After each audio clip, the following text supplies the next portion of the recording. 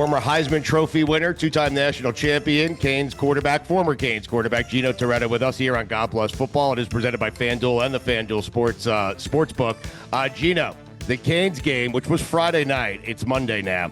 That game seems like it was a year ago. Jesus Christ. Doesn't it? I mean, these football weekends are fucking long, man. I will say this. It ruined my dinner at La Grata on Friday night as I had the phone just sitting on the table. And, right. Yeah, it was just a lot of times looking down and shaking my head. Yeah. Stugatz, I gotta do a room raider on you. Do you actually have a book that you have published over there off your left shoulder? Gino, it's a book that he has published, but somehow didn't write. Yes. Well, I contributed. Yes. Stugatz, the ghostwriter. I didn't think they would hire. Nobody would hire. No. I hired a ghostwriter. The ghostwriter did the entire thing. I put his name on the book, though. His name is Dan Stanzik. That's what you do for a ghostwriter, Gino. I'm a good teammate. Hey, you're big time. You're big time. In my personal record book, you're the greatest Canes quarterback of all time. How about that? All right, I like it. That game seems like forever ago, and Miami wishes it was forever ago. But yeah. Wait, so put us at the dinner table. What kind of text are you getting at the dinner table as the Canes are losing to Louisville? Let me put it to you this way. I said a professor sent me a text before the game about 5 o'clock. And I just said, and my opinion was before the game, and I can show you the text was, I played with Braum in San Francisco. I said, I'm not sure they have the talent we have, but they will have a good plan. That was my text back to him at like 5 in the afternoon. Right. And then I got, several texts back from him, several texts with just one word, started with F. And basically the offensive coordinators that I know or don't know, all my friends that think they're offensive coordinators that could call plays better than Shannon Dawson. I got several text messages there, but it was and I don't even think I responded to any of them. Right. Well, it's rude to do at dinner. I mean, seriously. Yeah. What's that? It's rude to do at dinner anyways, responding to people like that. Exactly. It was probably rude to have the game on, but had to at least keep abreast of what was going on and how the situation was transpiring. A lot of teams right now are looking for their next head coach. One of the things we suggested was a school like Penn State to bring in Jeff Braum, but only for the big games, only for the top 5 games, and then you just bring in the Braum, big game Braum, basically. Listen, I played with him. I know him well, and he is competitive as all get out. Love his fire on the sidelines, and he knows his ball. And he came up with a plan. I mean, heck, the players for Miami were saying they were doing things that we weren't prepared for, and obviously they didn't make enough adjustments. But I think as we go through college season and whether Indiana goes on the road and beats Oregon, it comes down to, do the players you have believe that you have a plan to win the game? And I think Louisville came down to here. They weren't, afraid of Miami in a number 2 ranking. They came out there and they looked fast, they looked quick, and they believed in the plan. And I think that's credit to Jeff and his staff. But it was. It was kind of shocking. Like when people talk to me about the game, they're like, "Well, Miami's they're favored by a bunch," and I can just go back to when I played there.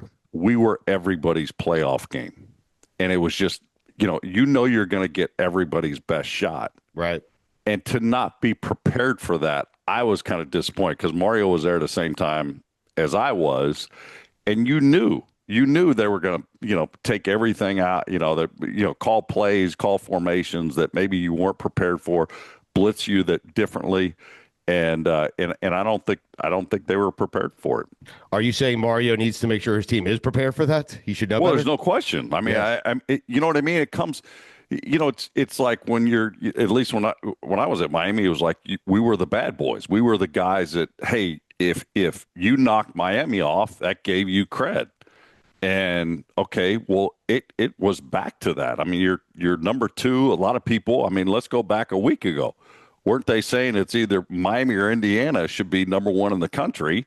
But I think that you have to live up to that. And I think the best teams in any level are the ones that can win when they don't have their best stuff. I mean, the same thing when, people used to give what's his name, Tiger Woods grief because he said, I didn't have my A game, and he smoked the field by like 8 shots. And it's like the guy's being honest, but that's greatness. That's a team figuring out a way. You know what? We don't have our best stuff. We don't have our best fastball, but we're going to find out a way to win. But, to do it at home was obviously disappointing. Can we talk about Jeff Brom a little bit more? Because do people remember he's the guy that did the interview at the XFL? Yes. Where he was like, the answer was, do I or do I not have a pulse? Yeah. Let's play some football. Yeah, he's a badass. Yeah. Yeah, and I remember him playing, and I was like, he shouldn't be this old. He just looks a lot older. He's always had sort of that old man face, and I feel like Jeff Brom, if you pay attention to his history, might be the perfect head coach, man. Like, I want him on the Gators. Well, listen, he is, and I would say that, and I don't know, maybe I'm biased, Izzy, about head coaches. Great quarterbacks, the stuff you have to do in a game, at least when I played, you had to call a timeout. Mm-hmm. You couldn't rely on a coach to call a timeout to get you out of delay a game. The quarterback had to do that. The quarterback had to get you in the right place. We didn't have some headset in our speaker in our headset. You had to figure out, okay, here's the formation coming in, the plays coming in, and you had to make all of those adjustments on your own. So you have done that before, and I think that's why, a lot of guys that have played the quarterback position, you're worrying about all of those things. And I think that Brom is, he's been great. He's obviously, his brother's on the staff. The dad played at Louisville. I don't know if you're going to get him out of Louisville, but he is. There's no question. He's the guy you want him. He's super competitive, and he knows his stuff. I mean, it's you watch that. It's like, okay, in a week and a half of preparation, he prepared better. I mean, that's just obvious. Gino, Carson Beck, I don't know. It was a head scratcher for me all season long. He was going into, even still last week, as I think co-favorite for the Heisman.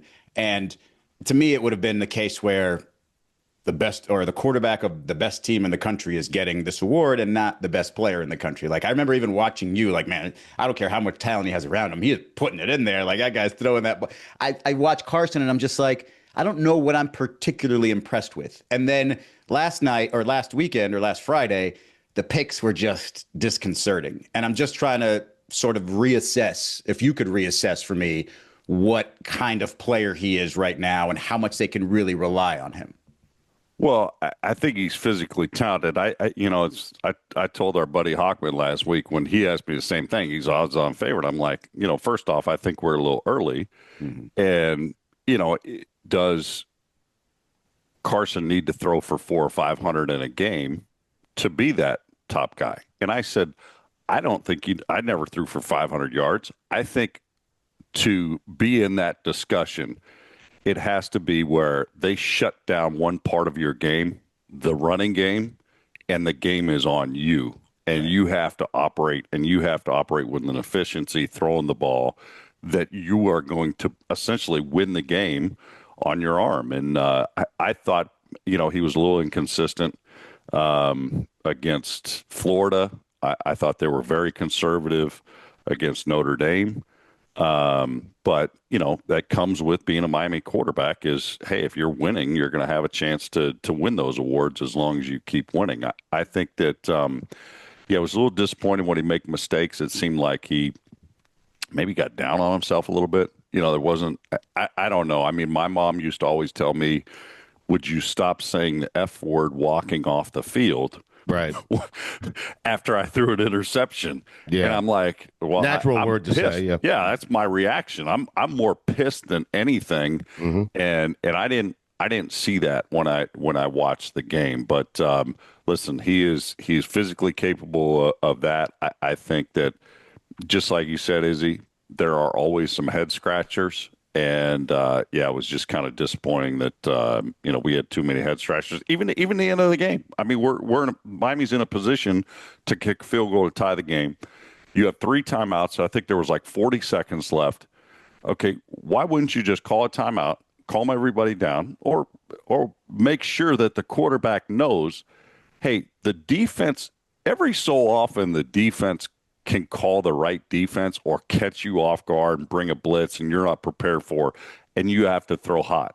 Well, if I'm throwing hot, I'm not trying to jam that ball into the tight end. I'm throwing that ball on the sidelines, so it's not a turnover. I mean, the message at that point when you're in field goal range to any quarterback is don't take a sack and get us out of field goal range, and don't turn the ball over. Those are the 2 things that I'm telling my kid when he's under center. And he turned the ball over, and then you don't get a chance to even kick a field goal to tie the game and go into overtime. But I don't know if we wanted to go into overtime. It didn't seem like we stopped. I mean, number 0, man, he was playing lights out. And number 1 sure looked like him and Malachi Tony were the 2 fastest guys on the field. No doubt. Yeah. Gino, if I told you when Miami joined the ACC in 2004 that in 2025 they would still not have won an ACC title, what would you have said? Not a chance. I mean, you know what I mean? I can only, it's just, when we went in there, it was supposed to be, you remember the people complaining? It was like, oh, it's just going to be Miami and Florida State every single year in the conference championship game. Miami's been to it, I think, once they've gotten to the conference championship game. Florida State's obviously had a lot more success in the conference than we have, but there isn't. I would have never thought, the drought that we've had, the Dolphins have had. Jesus Christ. It's been a football drought down here. Yep. Florida State. Don't leave them out. I mean, well, they're up north. We don't care about them. They're up north. I can still hear the echoes of our last national championship. I was going to throw Jacksonville into the mix. I mean,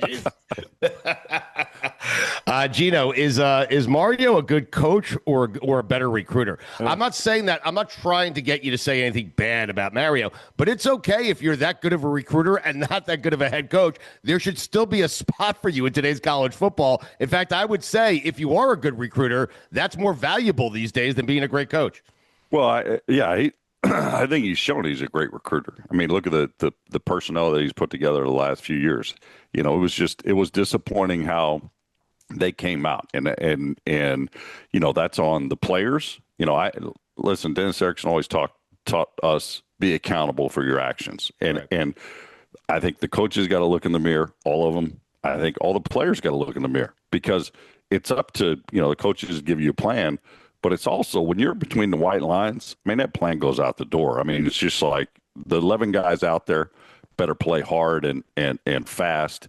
And take some accountability for what's going on the field. And I think that it's easy in sports to point fingers at others, but it's harder to listen, be accountable for. You know what, I should have done this, or did I do enough?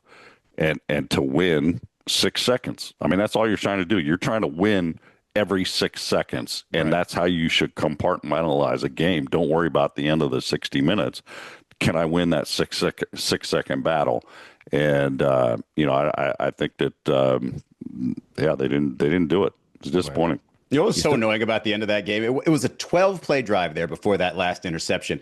And that interception was on first down. Yep. And they're already in field goal range. Well, I would also say, listen, we have talked about the clock management at the end of halves, at the end of games, not just Miami. I mean, Penn State at the end of the UCLA game.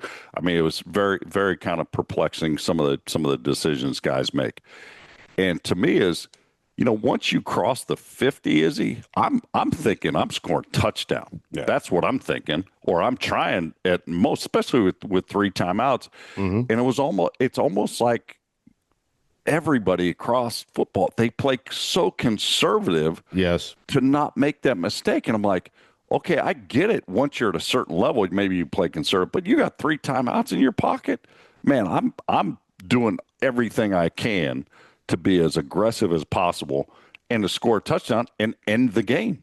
But it seemed like, it seems like across the board, it's very conservative in nature.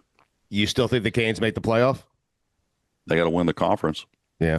I think this. I think the conference is, listen, it's beaten up. There's not a lot of respect for it. I think that, Georgia Tech has played well. Is there two teams out of the conference to get in the playoffs like last year? I don't know about that. I really think, and I will go back to when I played, you don't rely on other people to vote you in. You don't give them that opportunity. You have to take it because, Stugatz, we were like, the only way we're going to get a ring is if we win a championship. We were so cheap. Our athletic department, is like, we have to win a national championship. It's like not rely on somebody else to put you in. So I think that they have to go out. I mean, they got I guess their toughest at the end, or, they travel to SMU, and then they have to win the conference. Like I really think, I'm not sure. I think maybe there might be a 2 or 3 loss team out of the SEC that they would vote in prior, just looking at how the rankings are and how this season is going. The other part about the loss, and not to keep harping on the Hurricanes loss, but happening at home, like that's another tough one, right? Because like you look at their schedule and it's like they don't really have the road games to really worry about. And when you have that type of loss at home, it doesn't really give you a whole lot of confidence saying, I'm going to go to a neutral site and win a game, or I'm going to go on the road and win a game when the stakes are even higher. Can we talk about, too, is I imagine the person that scheduled our games, do they know Miami traffic? I mean, there was a bunch of empty. I mean, seriously, it's an hour to get there from campus. Right. Now, add in rush hour. Yes. And it's 2 bleeping hours. I know. I've lived that life. Kid, it's like you're a kid, like, okay, can I take off 8 hours of studying or whatever? Like, it's just not feasible. It's not fun to sit in bumper to bumper traffic. Right. And every time we have one of these games, whether it's Friday night or Thursday night, like 25-30% of the stadium isn't there. That's and they so did. true. And listen, I credit Miami fans, Notre Dame and Florida. Man, they showed up. They showed out. It was the loudest I'd ever heard that place. And on Friday, it was almost kind of like, whatever. We're playing Louisville. They're not even ranked. We're favored by, double digits. Mm-hmm. And people didn't go. And I, with the traffic. Well, blame them, not here, the traffic. How's that sound? I mean, what's that? You blame them, not the traffic. I mean, how's that sound? People going to work, trying to get home from work. If you're a fan, you'll wait 2 fucking hours to go see that game. I mean, they're undefeated. Yeah, Brahms coming in. I mean, the Brahmer. I know. Right. I mean, it's going to be a tough game. You've been watching Louisville football for 10 years if you're a Miami fan. I know that, and maybe you know that, but the average person is thinking, Louisville, they got a pretty good basketball team. I mean, Louisville shouldn't play with Miami, should they? Right. Well, that's the problem with Canes fans. Ranked. They get 5 wins. They think they're great. I mean, it's unbelievable. And they're not ranked, or they weren't ranked. Gino, you were on the call for a top 10 matchup this past week, Ole Miss, Georgia. For 3 quarters, it felt like neither team could get a stop. And then the 4th quarter, Georgia kind of just flipped a switch. Yeah. Do you think this Georgia team is good enough to win a national title? I think it was very interesting. So for 3 quarters, yes, neither team got a stop. There was 11 possessions in that game. Every one of them ended in a score. Ole Miss had 5 touchdowns and 5, and then I think Georgia had 2 field goals in their 6 drives. And then they have played from behind in almost every game. And I thought going into that game, they can't play from behind against Ole Miss because I don't think, that offense and Lane Kiffin is going to figure it out, and he's just going to keep the gas on. But, man, they just believe. They believe they're going to come back. They believe somebody's going to make a play. And they basically stopped. I think they had 3 stops at the end of the game. And they win by 8. I think Stockton finally let go of the ball, downfield. I think he was 12 of 12 with 3 touchdowns in the second half. They have talent all over the field, but I think that what it shows is when you have a belief that you're going to win any game from any point in time of where you're down, that's very strong. But do I think they can win a national championship? Yeah, I think they can because of that. I think Kirby's a great coach. They make outstanding adjustments. I mean, Ole Miss came out in the start of the second half. In the first 6 seconds, they threw a touchdown. They were down. They ended up being down, I think, 8 or 9 at that point in time. Yeah. Yeah. Georgia doesn't flinch. No. And it's like, man, that to me that's the great coaching of you can't let your team flinch. And they always, hey, just, it's fine. And you show them a way. And that's where I think, yes, can they win a national championship? Sure. How about Ole Miss? Offensively, yes. I love Chambliss, a quarterback. The defense, I haven't seen them stop a lot. They didn't stop Georgia. Right. Yeah. I think, against Arkansas, I've seen them 3 times this year already. LSU, they played pretty well, but they just kind of gave up a short passing game and kind of rallied to the ball. I don't know if they have enough because they couldn't get near Stockton to bring him down. Offensively, I think they do, but that's a lot of pressure to have to score every single drive to win a football game. I feel like I have to apologize a little bit because I was saying how I think it was before you got on, Gino, I smile a little bit extra when UM wins because when UM loses because I'm a Gator. But to be fair, if we look at the state of the rest of the state, Billy Napier just got fired from the Gators. Oh, now you want to bring in the rest of the state, huh? Norvell got a couple extra L's in there. He just lost to Stanford. They're going to have a decision at the end of the year. Supposedly have a decision to make. I'm pretty sure it's very Billy Napier. Like, Miami's not the worst place to be right now. Like, they can still recover from this. But what do you think of the Gators and the ability to sort of bring that program back to where it was? Because to me, once the SEC gets this stacked, you can't just live off, previous situations and bring in some coach that's going to bring that back all, to life when really it's just really hard, man. Like, there's a lot of great teams in that conference. Well, there is, but they've done it before. So I think that there isn't a question whether they can. And obviously Florida has tremendous talent, high school talent. So you got to get it to stay and go there.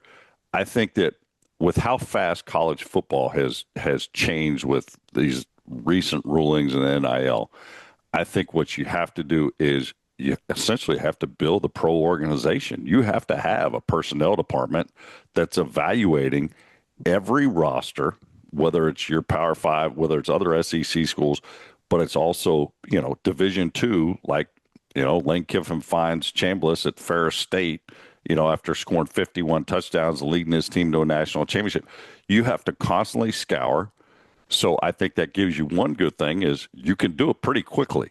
I mean, with money, you can do it pretty quickly. Every kid nowadays when they're recruiting, it's not to say, hey, you can play in the Southeastern Conference and have a chance to win a national championship.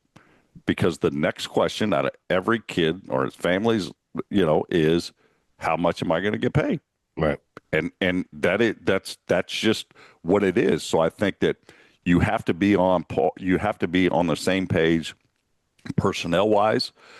You have to re-recruit. I guarantee these coaches right now are getting calls from agents saying, hey, what do you think about this guy? We're hearing, because I was always like, well, I mean, how's the kid know he goes in the portal? He knows he's going somewhere else. He knows before that, or his agent knows. So the agents are constantly combing, or calling these coaches and saying, hey, we think, this kid will like an opportunity there. And there's going to be movement and quickly. So I think that Florida has the resources. They got a lot of bull gators and they have the money. They're in the top conference. Yes. Is it harder than any other conference? Sure. But that's why they're fighting for 4 spots in the expanded playoff races. The top 4 teams are going to get in. So I think that can they get back there? Yeah. I don't think there's any question. You just have to be all on the same page. And it's hard work, probably harder than, anything. Now, those Bull Gators, they get to park right underneath the stadium. Don't even have to go to a parking lot. Right underneath the stadium. You used to have to, I guess, do it in brown paper bags way back when, but now you can just park underneath the stadium and give it to them in public. So, yes. I think that, listen, this state has supported 3 great teams. Miami, Florida, Florida State have been great all at the same time. Right. And I think they continue to do that. It's just awful hard because kids, you're not going to have depth on certain teams. You're going to have guys go like, hey, I don't want to be, a backup here. I want to go some Division I AA school and start for a year and then come back into the Southeastern Conference. There are, a lot of other avenues. I mean, even kids coming out of high school now aren't getting recruited because you see they're recruiting the transfer portal.